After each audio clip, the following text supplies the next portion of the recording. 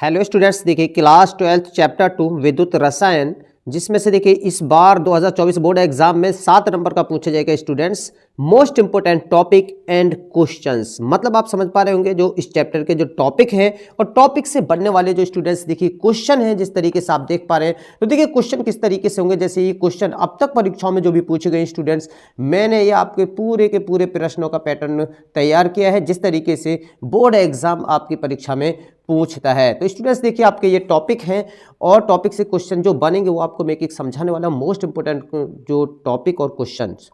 तो स्टूडेंट्स देखिए आपको बने रहना है वीडियो के अंत तक और एक एक चीज आपको बहुत अच्छे से समझना है। तो स्टूडेंट्स मैं आपको बता दूं, देखिए इस बार 7 नंबर में पूछा जा रहा है परीक्षा में।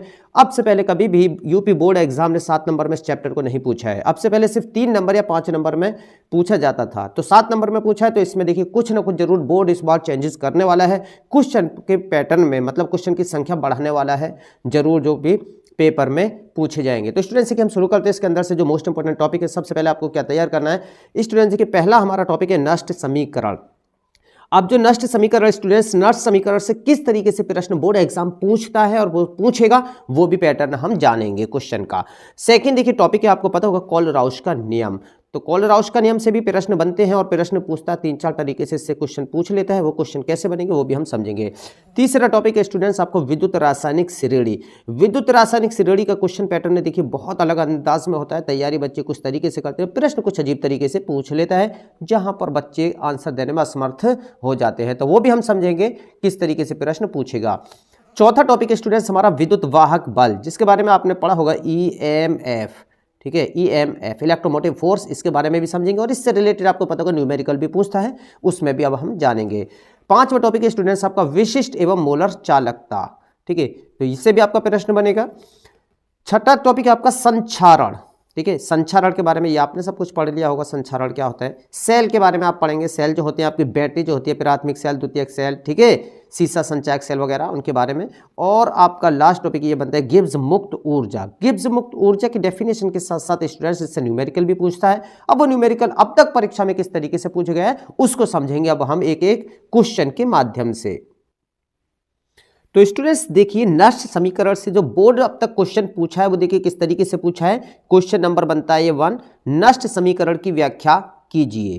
क्वेश्चन दूसरा इस तरीके से पूछ लेता है, नष्ट समीकरण की सहायता से साम्य स्थिरांक की गणना कीजिए। साम्य स्थिरांक मतलब केसी की गणना करवा सकता है। तो टॉपिक समझ में आ गया, क्वेश्चन भी स्टूडेंट्स आपकी समझ में आ गया होगा। अब नेक्स्ट क्वेश्चन है आपका विद्युत रासायनिक श्रेणी से रिलेटेड कैसे प्रश्न पूछ सकता है। यद्यपि विद्युत रासायनिक श्रेणी में एल्यूमिनियम हाइड्रोजन से नीचे है, किंतु यह वायु और जल में स्थायी है, क्यों?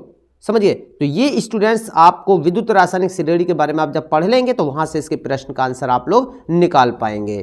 Question number next students, Kohlrausch के नियम की व्याख्या कीजिए। जो कोलराउश का नियम था जो टॉपिक है उससे ये प्रश्न पूछा गया है। बहुत इंपॉर्टेंट क्वेश्चन है और देखिए क्वेश्चन का पैटर्न भी आप लोगों को बढ़ता जाएगा।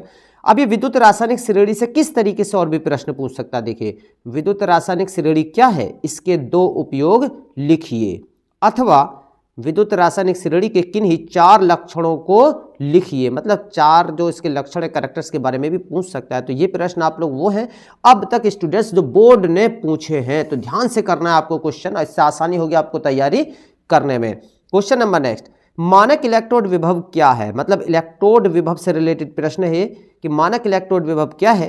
इलेक्ट्रोड विभव E और मानक इलेक्ट्रोड विभव E नोड में संबंध लिखिए। तो इसका संबंध भी आपको स्थापित करना है। क्वेश्चन नंबर नेक्स्ट, कारण सहित स्पष्ट कीजिए कि जिंक तनु हाइड्रोक्लोरिक अम्ल से अभिक्रिया करता है जबकि तांबा नहीं। तो स्टूडेंट्स ये क्वेश्चन देखिए विद्युत रासायनिक श्रेणी से बना है, जिसके बारे में आपने पढ़ा होगा कि जो भी जिनका मानक इलेक्ट्रोड विभव जितना अधिक ऋणात्मक होता है वो तत्व अधिक क्रियाशील होते हैं, जिनका कम होता है वो कम क्रियाशील होते हैं।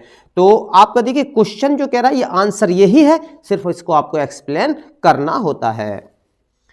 क्वेश्चन नंबर नेक्स्ट, विद्युत अपघटनी विलयन की विशिष्ट चालकता एवं मोलर चालकता को परिभाषित कीजिए। तो ये विशिष्ट चालकता एवं मोलर चालकता जो आपका टॉपिक समझाया था, ये प्रश्न आपका उससे है।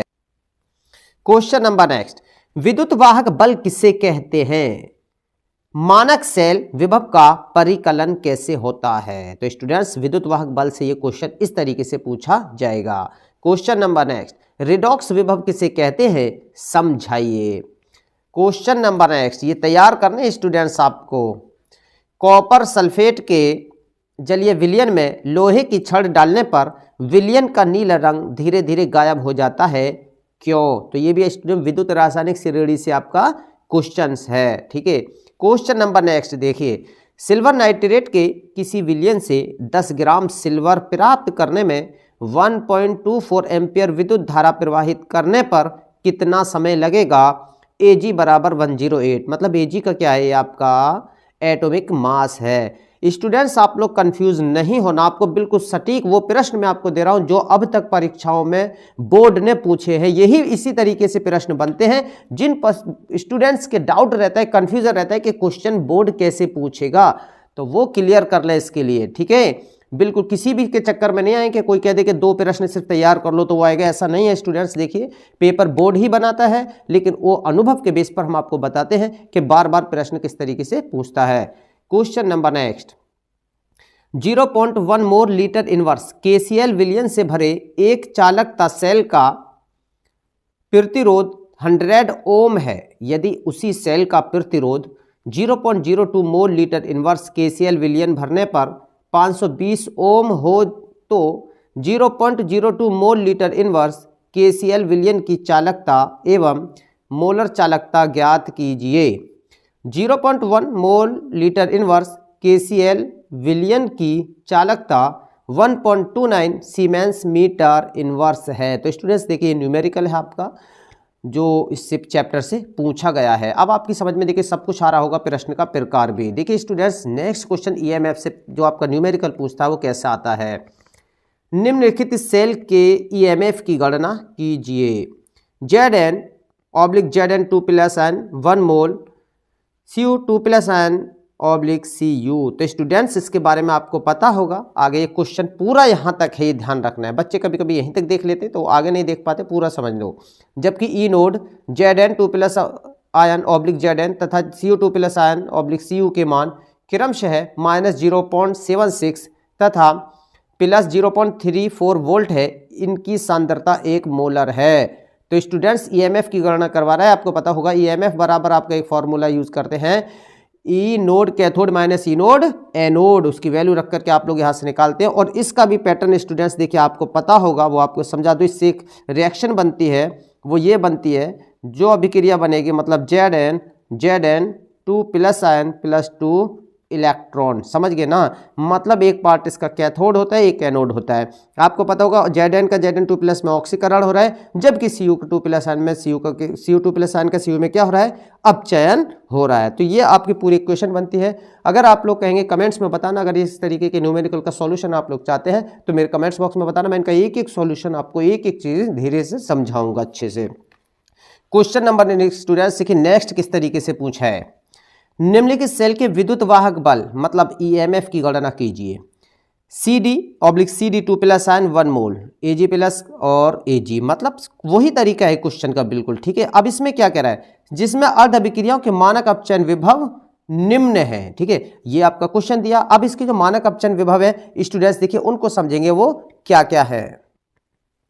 CD 2+ CD ई नोड बराबर -0.40 वोल्ट तथा Ag+ ई नोड बराबर +0.80 वोल्ट है। तो स्टूडेंट्स देखिए इसका वही ईएमएफ निकालना है आपको उसी फॉर्मूले से, ठीक है। तो ये भी इस तरीके से ये न्यूमेरिकल आपका पीछे परीक्षाओं में पूछा जा चुका है। अब क्वेश्चन नंबर नेक्स्ट, एक सेल में निम्नलिखित अभिक्रिया होती है। ये कौन सी अभिक्रिया होती है, ये है 2Fe3+ Aq + 2I - Aq। Aq का मतलब होता है एक्वस, मतलब जलीय। Gives out 2Fe2+ Aq + I2S, का मतलब होता है सॉलिड। इस सेल का 298 केल्विन ताप पर ई नोड सेल = 0.236 वोल्ट है। सेल अभिक्रिया की मानक गिब्स ऊर्जा की गणना कीजिए। तो स्टूडेंट्स ये क्वेश्चन आप लोगों की समझ में आ रहा होगा किस तरीके से ये क्वेश्चन आपको करना है। तो स्टूडेंट्स अगर वीडियो अच्छा लग रहा है तो प्लीज़ लाइक करना, शेयर करना, अभी तक चैनल को सब्सक्राइब नहीं किया तो सब्सक्राइब कर लेना।